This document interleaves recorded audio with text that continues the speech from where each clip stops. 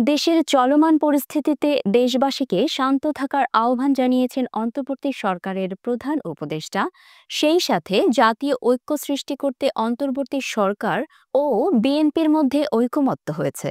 বুধবার রাতে রাষ্ট্রীয় অতিথি ভবন যমুনায় প্রধান উপদেষ্টার সঙ্গে বৈঠকে তাদের মধ্যে এই ঐকমত্য হয়েছে। গত কয়েকদিনে সংঘটিত ঘটনাবলিতে উদ্বেগ প্রকাশ করে বিএনপি।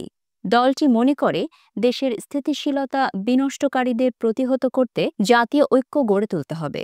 উদ্ভূত পরিস্থিতিতে বিএনপির ভারপ্রাপ্ত চেয়ারম্যান তারেক রহমানও এক বিবৃতিতে বাংলাদেশের পক্ষে শক্তিকে ঐক্যবদ্ধ থাকার আহ্বান জানান।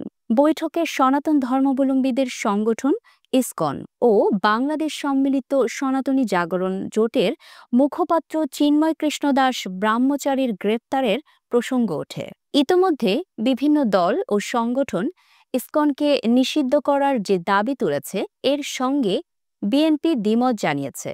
বরং তারা ইসকনকে আলোচনায় ডেকে শান্তিপূর্ণ সমাধানের দিকে যাওয়ার পরামর্শ দিয়েছে অন্তর্বর্তী সরকারকে। বিশেষ করে দুটি শীর্ষস্থানীয় গণমাধ্যমের ওপর আক্রমণ, বিভাজন সৃষ্টি ও বিদ্বেষ ছড়ানোর বিষয়ে সতর্ক দৃষ্টি রাখতে বলেছে বিএনপি।